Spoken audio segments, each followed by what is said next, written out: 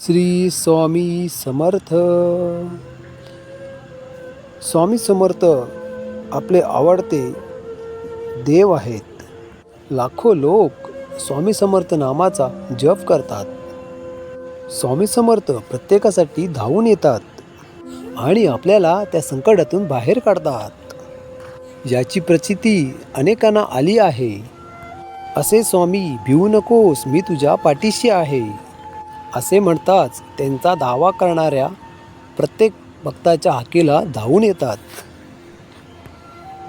हम गया नहीं जिंदा है, असे सतत म्हणणारे श्री स्वामी समर्थ आजही आपल्यात आहेत.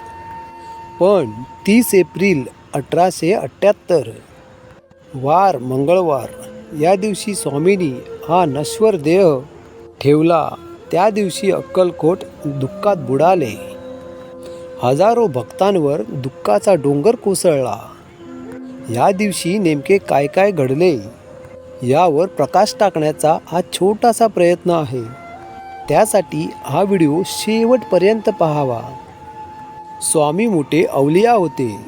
वाटले तर ते 8-8 दिवस आंघोळ करत नसेत किंवा एका दिवसात 4-4 वेळा आंघोळ करायचे. त्यांच्या सर्व क्रीडा एखाद्या बालकाप्रमाणे होत्या. 30 एप्रिल ह्या दिवशी मंगळवार होता. गेले 15 दिवस स्वामी काहीतरी विचित्र लक्षणे दाखवत होते. 12 दिवस झाले स्वामींनी अन्नही घेतले नव्हते. 30 एप्रिल मंगळवारची दुपार काकूबाई व इतर भक्तांच्या विनवण्यावरून स्वामींनी थोडी पेज घेतली. त्यावेळी बाळाप्पाने स्वामींना सुपारी दिली व त्यांना हळूच झोपवण्यात आले. अक्कलकोट संस्थानाचे राणीसाहेब तिथे उपस्थित होत्या. स्वामींनी थोडी पेज घेतल्याचे पाहून राणींना थोडा आनंद झाला. आता आपल्या महाराजांना भय नाही असे म्हणून त्या वाड्यात परतल्या.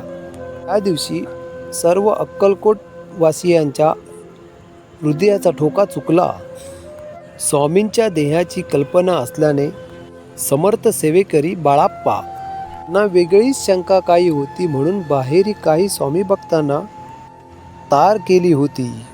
त्यानुसार मुंबईचे केशव नाईक आपल्या मुलाला घेऊन अक्कलकोटमध्ये आले होते.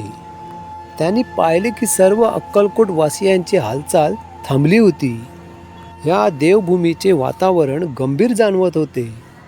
नगरवासियांचे चेहरे पडलेले होते. चोळप्पाच्या मठातील भागीरथी नावाची गाय व त्याचे वासरू दोन्ही सारखे हंबरत होते. त्यांचा हंबरडा पावत नव्हता. स्वामी वडाखाली होते. दुपारी 1 वाजण्याच्या सुमारात त्यांनी सर्व आपल्या जनावरांना सामोर आणण्याचे सांगितले. हे ऐकतात स्वामींचे सर्व सेवेकरी अस्वस्थ झाले. तरीही स्वामी आज्ञा म्हणून त्यांनी सर्व जनावरांना स्वामींच्या समोर आणले. त्या दिवशीचा नैवेद्य सर्व स्वामींनी जनावरांना देण्यास सांगितले. इतकेच नव्हे, सगळे वस्त्रे त्या मुक्या प्राण्यांच्या अंगावर घातली. जणू त्या मुक्या प्राण्यांना त्या दिवसाची कल्पना आली होती. त्यांचेही डोळे पाणावले होते. त्या मुक्या प्राण्यांच्या डोळ्यातून सारखे अश्रू वाहत होते. स्वामींनी त्या जनावरांच्या पाठीवरून प्रेमाने हात फिरवला. मुक्या प्राण्यांच्या डोळ्यातून अश्रूंच्या धारा लागल्या होत्या. न जाणो स्वामींचा हा स्पर्श, ती थाप पुन्हा भेटणार नाही म्हणून ती जनावरे हंबरडा फोडत होती. त्यानंतर स्वामी पलंगावर येऊन बसले. स्वामींची ही विचित्र लीला पाहून बसलेल्या सर्व भक्तगणांचा ठोका चुकला होता. स्वामींची ही कृती पाहून जमलेल्या सर्व भक्तगणांना आपला औंढा गिळता आला नाही. ते पार कोलमडून गेल्यासारखे झाले होते.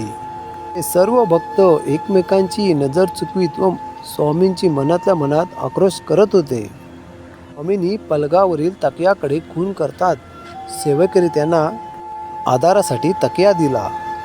श्रीपाद भटजींनी त्यांना व्यवस्थित बसविले. त्या ठिकाणी स्वामी स्वस्तिकासनात स्थानापन्न झाले. याच अवस्थेत स्वामी मागे टेकले आणि लगेच आपले नेत्र मिटून घेतले. जवळच वैद्यराज होते. त्यातील एकाने स्वामींची नाडी पाहिली. ती लागेना. तो वैद्य अस्वस्थ झाला, गडबडला. त्याचे गडबडणे पाहून वडाच्या झाडाखाली एकच आक्रोश झाला. हजारो भाविकांना आपला हुंदका आवरता आला नाही. कोणी रडत होते तर कोणी छाती बडवून घेत होते. जमलेल्या स्त्रिया आपले केस उपटत होते. अनेक स्त्रिया गडाबडा लोळत होत्या. भुजंग नावाचा सेवेकरी आपले डोके आपटून घेत होता. सर्व भक्तांनी आपल्या दुःखाला वाट मोकळी करून दिली. वटवृक्षाखाली आक्रोश आणि विलाप याचा ध्वनी निर्माण झाला. सगळीकडे दुःख आणि आक्रोश दिसत होता. स्वामी हालचाल करतील म्हणून सारे त्यांच्याकडे टक लावून पाहत होते. त्यांना आपल्या डोळ्यात साठवून घेत होते. स्वामींच्या लीला आठवून ते हमसून हमसून रडत होते. हजारो भक्तांच्या आयुष्यातील दुःख, संकटे, अडचणी दूर करणारे स्वामी पलंगावर निश्चित डोळे मिटून पोटलेले पाहून सर्वांना अश्रूंचा बांध फुटला होता. सारे अक्कलकोट दुःख सागरात बुडून गेले होते. हे गुरुमाय, अरे देवा, समर्था, भगवंता, आम्ही आता कोणाकडे पाहावे, कसे जगावे, अशा विविध शब्दात आक्रोश सुरू होता. कुणी कोणाला सावरू शकत नव्हते. इतक्यात एक चमत्कार झाला. थरथरणाऱ्या अक्कलकोट नगरीत सुखद धक्का बसला. स्वामीने डोळे किलकिल करून सहजच उघडले. प्रेमाने सर्वांना न्याहाळू लागले. इतका सुरू असलेला आक्रोश एका क्षणात शांत झाला.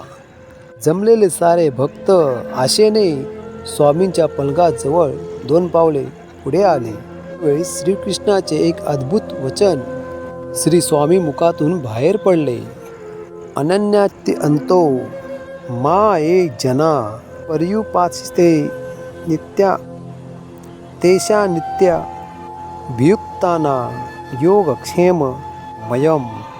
स्वामीने उच्चारलेल्या ह्या वचनाचा अर्थ आहे, जो अनन्य शरण भावे शरण मजशी पाहिल मुक्तीचा सोहळा, जिंकील जीवन कला, जो मजवरी वसंबला. तो अनन्य भावे मला शरण येतो, तो पूर्ण मुक्तीचा सोहळा पाहिल. जीवन कसे जगावे, ते जगावे ही कला त्याला आत्मसात होईल. कोण मजवरी पूर्ण विसंबला. समर्थांच्या ह्या वचनात सर्व जमलेले भक्त भारावून गेले. स्वामींचे वचन कानात प्राण एकवटून सारे भक्त ऐकू लागले. भरल्या डोळ्याने स्वामींच्याकडे पाहत होते. स्वामींनी सर्वांना हात देण्यासाठी आपले दोन्ही हात वरती केले. पुढच्याच क्षणी तो स्वप्नासारखा भास संपला. स्वामींच्या मुखातून खाली खसखशी एवढे 3 जणे बाहेर पडले. नंतर दरबारी मंडळीच्या आग्रहामुळे स्वामींचा दिव्य देह पेठेतील मठांच्या गुहेमध्ये ठेवण्यात आला. वाजत गाजत ढोल ताशांच्या मिरवणुकीने स्वामींच्या समाधीला अंतिम रूप देण्यात आले. सर्व भक्तगण व सारे अक्कलकोट दुःखाच्या सागरात बुडाले. त्यानंतर बाळाप्पा नदीत उतरून स्वामींची पूजा करत होता. 3 दिवसानंतर दगड लावून समाधी बंद करण्यात आली. हम गया नहीं, जिंदा है या वाक्याची प्रचिती येण्यासाठी अजूनही अक्कलकोटला गेल्या स्वामींची अस्तित्वाची जाणीव होते. अशा या स्वामींना व त्यांच्या पुण्यभूमीस प्रणाम. व्हिडिओ आवडल्यास एक लाईक करा व चॅनलला सबस्क्राईब करा. अशाच भक्तिमय चॅनलला सबस्क्राईब करून घ्या. श्री स्वामी समर्थ. जय जय स्वामी समर्थ.